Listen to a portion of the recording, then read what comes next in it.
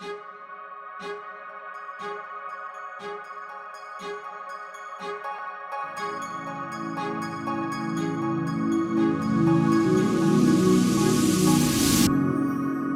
hello and welcome to the Dharma.life podcast. I'm your host, Aloise.life Middleton. I'm the creator of the Dharma.life Academy and the host of the Dharma.life podcast.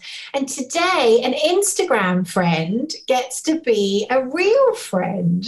I am welcoming the beautiful Crystal, energetic alchemist, to my platform. So welcome, Crystal. Thank you. It's so good to come here and connect with you.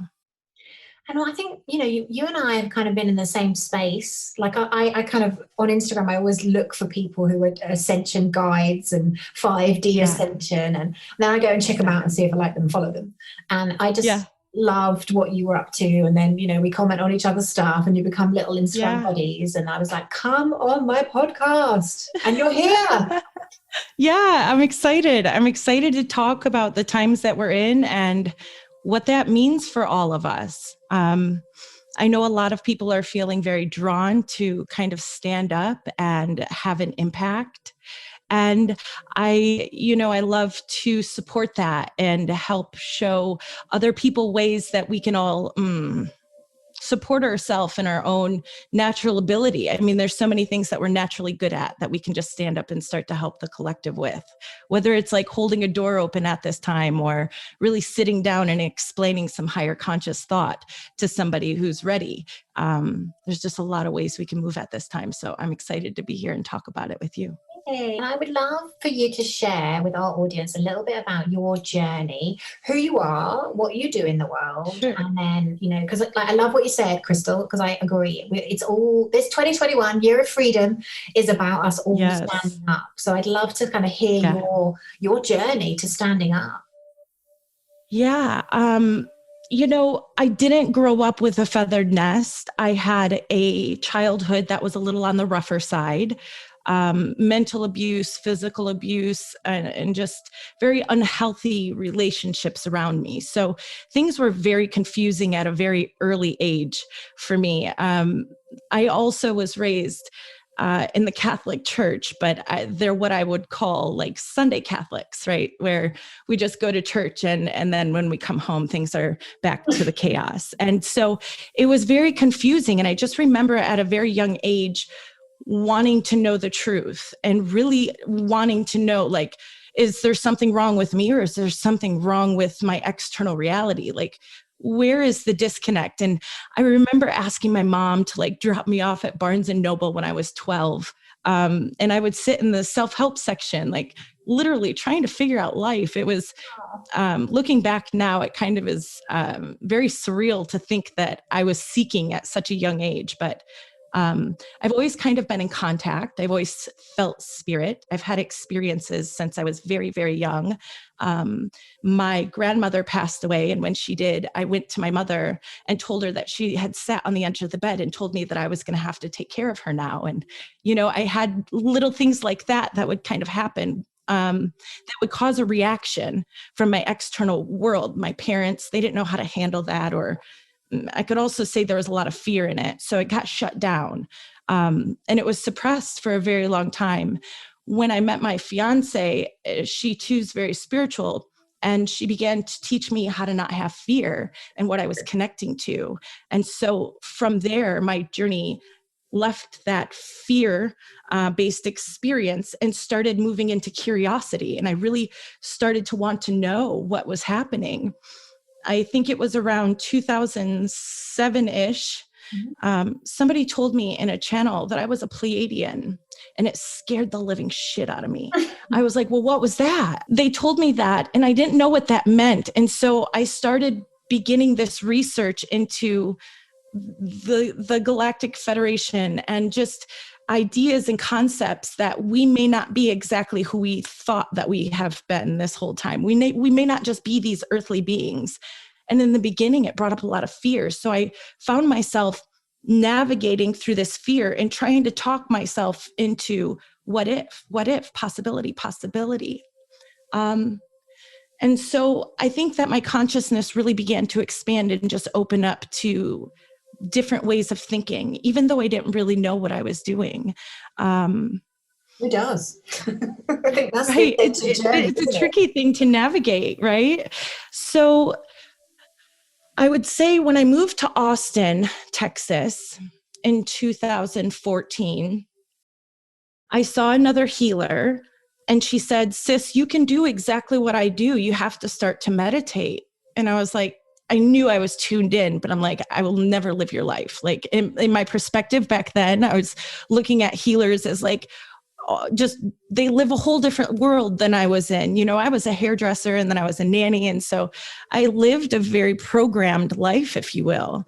I was very embedded in my belief systems were still very embedded in the matrix, even though I was exploring. So I decided one day after having a rough day that I was going to do 21 days of meditation. I made it through 2 weeks and started to bring in channel. It came through in toning at first, light language. And then I started to hear frequencies. And then I just received blocks of information and I would begin to have these ideas. And I was like, what is all of this? And I just wrote it all down.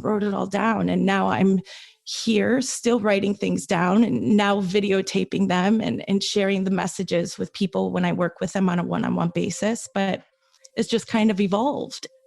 Yeah. So you followed your There's never been, breadcrumbs would be the way I what would. was that? Yeah, Yeah, exactly. I followed the popcorn trail. yeah. And I They, think they that's said a turn really, left and I turned left. yeah, and I think it's a really nice thing for our for us to unpack with our audience, because I was similar to you, Crystal. Like, Yeah. with my kind of gift and my psychic capability, I just never thought I'd have anything, and I was like, oh, I was so envious almost of people that did have things. And Yeah. then my dowsing work was the thing that led me into my Akashic records, which was the thing that then Yes. meant that I was connecting. And I Right. suppose for people listening, you just have to go towards what excites you, and practice. Exactly. Like, practice, practice. Exactly. The guides have put it in this way so many times too. Just follow the things that you're already good at. Follow the things that you're already good at. If you're good at talking and soothing people, which that's kind of where the collective is at this time, that's moved into this fourth dimensional space and really starting to open up and learn what's happening. They can really speak in ways that soothe people. They find themselves maybe always giving advice and stuff like that. And so if you take that and trust in the moment that you're being guided by your God force, that this is exactly what they needed to hear. And the more you just start there and love yourself there, it opens into that next step. It just keeps opening. Something new just keeps happening. And when you stay in the now moment, you recognize that more frequently. So it's like, stay in the now moment, be more present in your day and in your emotions. And then at the same time, trust that the way that you are showing up for your brothers and sisters, friends, internet friends, whatever it is, that's exactly where you're meant to be right now. The guides keep saying, like, there's nothing to do at this time right now other than find yourself in stability and speak from that space, speak from that stability and love, because that's what the collective's needing. The energy's waking them up very quickly. They need to know how to organize it, right? And I think Yeah. I love what you're saying, because I think, that has been the gift of, obviously, this great awakening has been the last year. But really, if it's taught us anything, it's about going inward and disconnecting from the karma. Yes. And, we're only year one of like 4 years where Right. this stuff breaks down. So this Yes. is the skill that people have to. So from a meditation perspective, because I'd love for you to talk to the audience about how you, because most people don't meditate because they go, oh, my brain, Yeah. I can't still my And mind. that's why I didn't either. I mean, they were telling me for years, meditate, and I just didn't do it. It didn't strike me as exciting. It felt, every time I went into that space, it felt like work. It felt like I was having to focus against something that was feeling natural in the moment. And so it just didn't make sense. But now I recognize that what felt natural in that moment was the chaos that I was used to feeling internally. And that if I would just spend a moment or two collecting myself and coming into my essence and closing my eyes and just breathing, that I would settle my body just enough that it would shift. And I started to teach myself that I could see movement in 5 minutes. I didn't need an hour. I could calm myself in my own energy. I could calm my thoughts and just soothe yourself is a really good word. When I started to do that, that's when the shifting happened the most. When I was really focused on, okay, well, I'm thinking and I got to stop thinking, but the thoughts keep coming. I can't do this. This must not be for me. What's wrong? What am I missing? Everybody else can do it. You know, it's like you create more chaos than you create stillness. And so if you just allow yourself to be in that moment where maybe the thoughts are going, maybe every few seconds you're thinking something, who cares? Breathe. Let your body feel still. If you can't get your mind to feel still, let your body feel still. You have to understand your mind, what you're trying to do with your mind is tune into this consciousness. And yes, but at the same time, you're never going to be able to hold it in your body if you can't find stillness in your body. An overexhausted, energetically closed down body is never going to hold consciousness. So whether or not we like to meditate, we have to find a way to soothe our nervous system so that our body can create more space to let that light in. So the easiest way to do that would be the breath. Breath work. Yeah, 100%. Because you don't, sometimes I don't know how to ground the energy that I want to say. You don't have to use your mind to shift your energy. So if your thoughts are going, it's okay.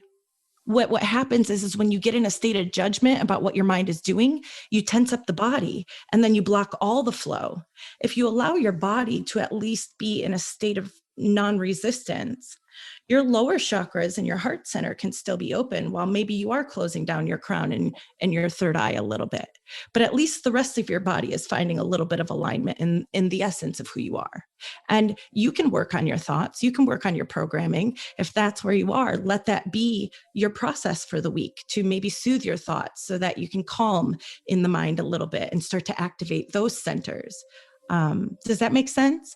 Yeah. I mean, I know it does to you, but if there's somebody here that may be new, I don't know that I ground that very well. Well, I think the way I would describe it is being in your body. Yeah. I think that letting it in. That I used to make was I would want, because we think we're going to meditate, so we're conscious send our consciousness up, whereas the opposite, we need to ground into our body, be in our body, whether that means like grabbing your thighs and just kind of really rooting down so you feel that you're in your body and grounded, and then opening up the channel. Exactly. And I always tell people too, and I don't know if everybody has the same experience, but a beautiful thing that was a good marker for me was when I would start to feel my body spin a little, I would know that I'm tuning into my Merkaba, that I had opened up and relaxed my body enough that I could feel the sensation of my energy field. And so the goal is going to be release the energy in the body, relax the body until there's a sensation. That's the connection of the higher energy being able to come in and flow. Yeah. Okay. So I suppose for people listening, the first step is to ground into the earth. So send your energy down into the center of the earth, all the way down to the earth star. That's what I usually do. And then that grounds my body into the earth. And then I focus on opening up my channel. Like you said, the energy can come in. Yeah, exactly. Yeah. Find your stillness first. Yep. So it really helps connect. Yeah. So this is just kind of like you said, it's your breadcrumb and it's developed. And now you find yourself channeling messages for other people and for the collective. Yeah. Yeah. It's really unraveled in a very beautiful way. And I bring most of my messages are for me and my partner, and we give out the snippets that work for the collective. And that kind of evolved into the messages coming in for the collective. I was very fearful to move into that space because me releasing and healing my inner child, a lot of that was judgment and heavy criticism. And so to now be in this space that's very vulnerable and sacred to me, and stand in front of people who may have an opposite experience, and to have the possibility there of people projecting at me in some way in this sacred space, it's always evoked a lot of fear. So I really had to move through that. I had to settle myself in my own truth, because it then is unshakable if people don't see or hear or feel the same way, you know? Absolutely. And I think that is everybody's work. You know, this inner child work, this shadow work, you know, it's this sort of next phase of our evolution to enable us to step into our Dharma, our purpose. You know, I've been like that too this year, Crystal. Like at the beginning of the year, I was like a snake shedding my skin, wanting to stand in my truth, but being scared because, like you said, you open yourself up to judgment and to persecution and whatever else. And then it was like, well, am I going to swallow my truth? And it's like, no, I'm not going to do that. You can't. Yeah, it's like we can't anymore. And that's the beauty in it too. It's like, even though we're opening up and we're being called outside of this box that is comfortable at times, source and all of the higher energies are here supporting us. We're being navigated along this path. There are lots of eyes watching this human journey from all different realms, very appreciative of the shift that we're making because it impacts universally. And so it's like, we have to just keep going. We can't keep holding back anymore. It goes against everything you know to be true within you now, you know? I'd love you to unpack that a little bit more, because I totally agree with what you're saying. Like, what happens on Earth impacts everybody else, and the different, you know, different planets, different beings. Like, can you explain how and why? Sure. So from what I understand from my guides, it is our energetic field, especially as light workers and star seeds, is tuned into both the earthly grid and the universal grid. Energetically, every shift that happens within us, it impacts the whole. You can also see this through the eyes of oneness and source energy, the great central sun. It's everything coming back to the center. We are fractals of source energy that came into different realms and realities to have experience. And yes, we have been on this earthly plane and intertwined our energy with this earthly plane. And so we very much have things that we want to clear and cycles that we want to break. But at the core of everything, every shift that we make, that energy data, if you will, is transferred back to all that is. And all that is evolves also because of your experience, your singularity experience, and also the collective experience. Beautiful. Yeah. Yeah. Nice. So essentially, the more we do our work and more we open up to higher states of awareness and consciousness, the better it is for everybody. The way they explain it is ascension has never happened through a physical body. Ascension has always happened outside of the physical body. So for us here on Earth to ascend through our physicality now, we're on the leading edge of creation. We are literally the leading edge of creation in this universe right now. It's like the rubber band that gets pulled back. And our bodies How do I explain that? Don't they? Oh, 100%. You have a blueprint within you. And so your intuition is your way of energetically interpreting or translating that blueprint. So the goal is to continue to quiet your nervous system so that you can hear those subtle frequencies. So just like you're an empath, maybe, and tuning into the collective awareness of what's happening and maybe absorbing some of those energies and saying, oh, well, that's fear, or, oh, well, that's panic, or, oh, that's love. You also tune into this grid energy, this external energy, and you interpret these things the same way. Nice. Does that make sense? Yeah, absolutely. Okay. For people listening, I suppose what Crystal is saying is you don't have to worry about this. It's like we're guided. It's so natural. It's just going to unfold within you. Yeah, the best thing that we can all do is just continue to love ourselves and honor ourselves. We're bringing back our sovereignty. And so you do that by having inner boundaries with yourself. No, I'm not going to talk to myself this way anymore. No, I'm not going to go hang out with this person because I feel this way when I do. It's not always about having the external boundary, well, you treat me this way or you do these things to me. It's more with yourself. And when you can learn to love yourself in these ways and respect and honor, who you're becoming and who you are in your authenticity before the world said, this is not accepted. The more you shine and stand in that place, we all shift each other. It's, how do you say it? 9 degrees of separation, right? How we all are intermingling in this energy. It's real. It's real. And there's so much there that we can't see and that we need to navigate and explore to continue to open in these ways. And so that's why I feel so blessed to be here talking with you. I mean, you're such a leader in this avenue of really grounding and making it practical so people have action-oriented steps to move through this. It's always been my work. Like, how do we take these big concepts and how do we ground them and how do I do that? And then how do I teach others how to do it? Exactly. And it's like, people can sometimes assume that maybe this is easy, but you take very large concepts and place them into an orderly structure for people to move through. And that is so powerful and divine. I've been working at doing a lot of the things that you do, creating these workshops and ways for people to move forward. And it's been very difficult for me to ground what I'm getting and knowing and understanding into a way that is aligned in the action world. So hats off to you, sis.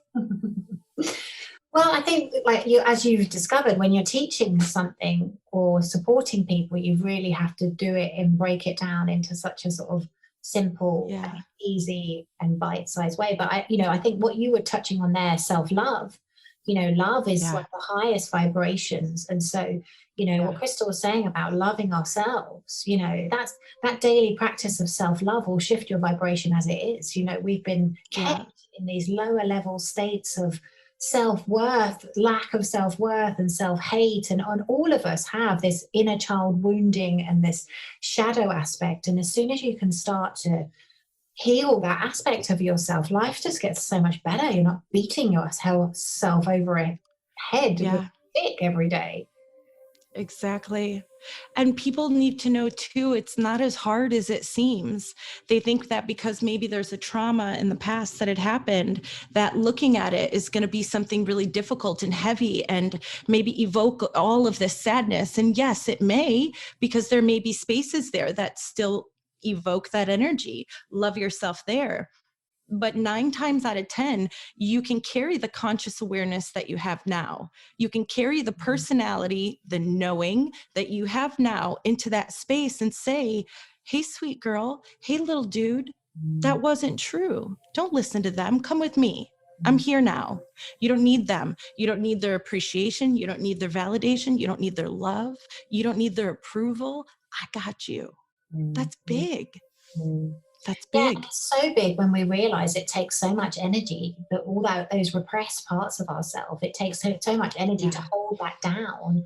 And then when we integrate it into our being, we become more powerful. Like one of the things I was sharing with my audience, Crystal, is I've been doing these witnessing sessions where you go and you basically talk about something that you don't want to talk about and that you've been repressing and that you don't talk, like whatever it is you're going through and dealing with, you then talk about it. And it's just so liberating to not carry around my baggage and go once a month and just well, and what a space to create for other people. I mean, man, the intention you all carry when you show up in that space, not only to liberate yourself, but to create that freedom for other people to feel accepted in whatever they're dealing with.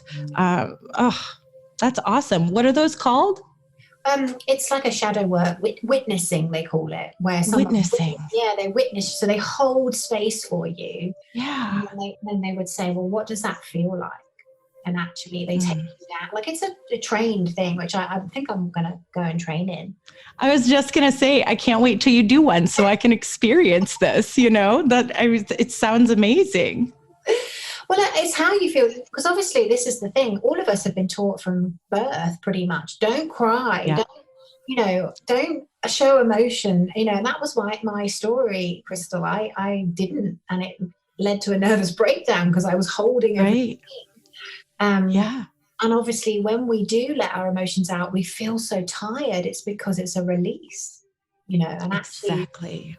It's so liberating, because afterwards, the next day, you feel exhausted on the day where you've been bawling your eyes out, but the next day you're like, I'm back. Yeah. And then, the level up from there is going to be doing it in the now moment. Do it in the now moment when you catch yourself beating up on yourself. Stand in that place and fill your cup with everything that you know to be true. And from there, it comes this crazy level of empowerment that begins to flow in too, because not only are you healing that inner child and that shadow work, but now you're activating yourself where you need to be activating and giving yourself what you need so that you can feel supported. Yeah. And is this the work you guys are doing? Is this you and your partner? You're doing the work together? Yeah. So we do channeling work together because she asks beautiful questions. So when we can get into that space together, she really pushes me to feed things that I normally wouldn't talk about on my own. Yet when I'm in that space, I don't have those same inhibitions because the guides don't care what people think. They just want to share the message to answer the question. So we do that together. But the work that I do on a daily basis is just one-on-one, intermingling, channeling messages from the client's guides in with my own personal experience and grounding this energy and what it looks like to walk through life, holding some of that light and navigating this space of unknown together. So you said an ascension guide, really, for people to help them move. Yeah, just kind of helping people understand what's going on within them. And again, in a nutshell, obviously, what are the guides saying about this time? Is there any kind of more recent communication that you could share with us? Yeah. The last thing that had happened, the last live channel we did, they were really guiding us to keep our thoughts and focus on the higher realities. So focusing on the things that feel good right now, the things that you can pinpoint out that are unraveling in a beautiful way, that are bringing more peace and ease and love into this world, because that's the new energy being grounded into the grid. And so when we focus on that, we amplify it as light workers and star seeds. And so right now, our focus is going to be to continue to focus on the things that are happening in our current reality that are benefiting not only us as individuals, but the collective. And the reason being is because there's going to be a lot of fear and a lot of projection happening as people try to navigate what exactly their truth is. And so if we can hold our energy stable during this time, we won't, when people are seeking truth, they're not going to trust somebody who's always having highs and lows. They're not. So in order for us to be the way shower to people who are really waking up right now and struggling and seeking, we have to hold ourselves stable wherever we are. It doesn't matter. There's not necessarily some seeking of a higher vibration right now at this time, because the energy needs us just to hold the light. So if that means you meditate and breathe in the morning and journal and stay to yourself so that you can hold your energy in the space that it is, then that's what you do. Some days I don't go to the grocery store. It just is what it is. But if you can get out there and remind people of the things that are hopeful and the things that are changing and shifting in our favor and keep their eyes focused on the prize, we tip the scale. And that's when the manifestations become to truly merge into this reality that we've created here in front of us. Right now, a lot of the new earth energy is still existing in the grids and in the ethereal and in the astral. And what we're doing is we are connecting to these energies when we feel them within us. And the more we can just find ourselves in a state of peace and relaxation as we expand, we ground it into the grid, just like you were saying earlier. They don't really want us to try and figure out ways to push forward at this time, because we will cause ourselves to stretch. And with that stretch is integration. And when you're integrating, you tend to be more wobbly. So it's almost as though they're saying, hold yourself where you are in the states of love that you can carry at this time. And when the light comes in and you integrate anyway, allow yourself just to shift there. Don't add all of this extra shifting. We're so close to things pivotally changing, especially in the ways that we receive communication from our guidance, that it's like there's not much to be done. It's already done. We're at the transition point. And so trying to figure it out, that push against is just causing resistance within the collective right now, the Lightworking collective. One of the things I always say is like 80-20, 80% on your life and who you are, where you want to go, what you want to create, 20% on what is happening in the crazy world, whereas most people at the moment, the opposite way around, they're 80% focused on all the madness and 20% focused on themselves, and no wonder they feel out of balance. Right, exactly. When you focus on something, you ground your energy into it. You create cords and connections with that energy. There's no way you can look at what's happening. Yeah, there's no way you can pay attention to what's happening and not absorb that energy if there's too much focus. So you're 100% on that. The unraveling, it's just going to be chaotic. And so we have to remind ourselves of where we're going. Yeah, and I think also, like we said right at the beginning, we've got a few more years of this. You don't collapse 1,000-year corruption structure in a year, and this is going to take a while. It's come to the surface. It's like an iceberg broken through the surface so everybody can see it because it's been so hidden for many, many, years. And now it's obviously come up for everybody to see. And it's going to continue to do so while we break it down and break through it. Yeah. And I think, also it's good to remind everybody that while these structures are falling, there are going to be new structures that will be built simultaneously. We're not going to have to wait for everything to completely come down to build anew. There are already people that are putting programs into place for new healing technologies and new ways for us to navigate age and food and just all kinds of things. And we're seeing it, like literally, I was reading something today about how, I can't remember how many Twitter accounts have just been deleted because obviously with everything that's going on. And of course, there's straight away, there's other platforms that don't have ridiculous terms and conditions and, aren't censoring people that you can jump onto. So I literally got a vision when you were talking, Crystal, of like things coming whoop, but then things going whoop, like straight up.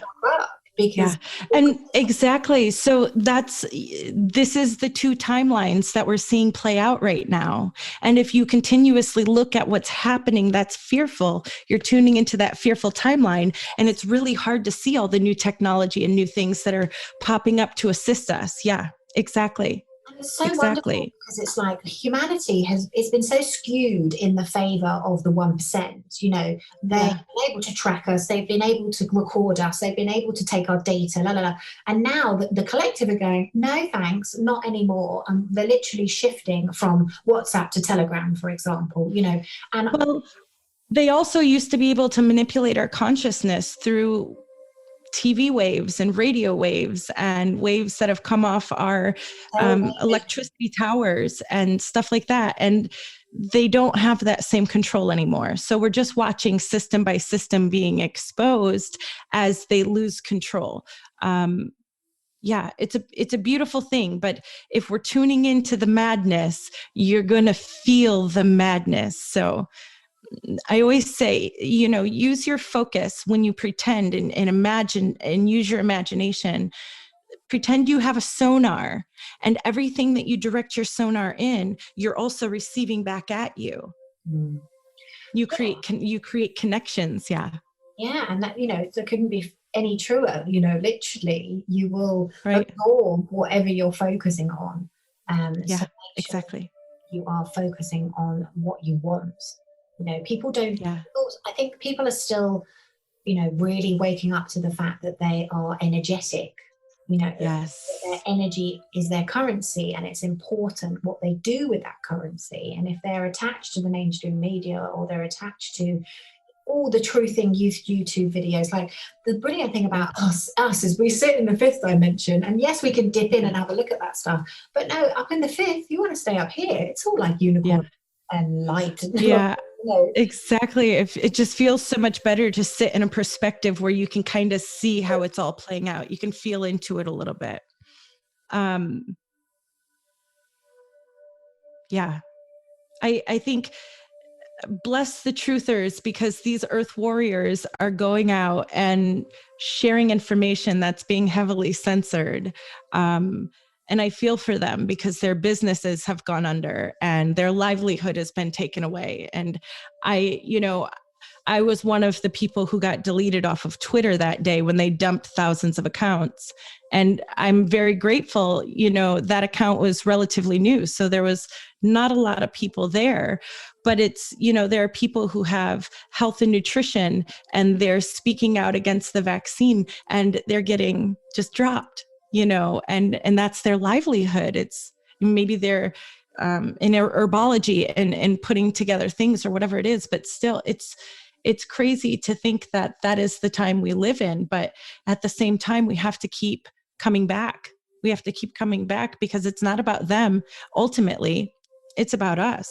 It's about us coming back into connection. It's about us sharing and becoming a community again. It's about us learning to trust each other because we've been so divided and pulled apart. And what does a new community look like when we can recognize who we really are and then start to act in those ways? There's a lot unfolding all at the same time. And so stay in your heart. You'll know the truth. You'll feel it.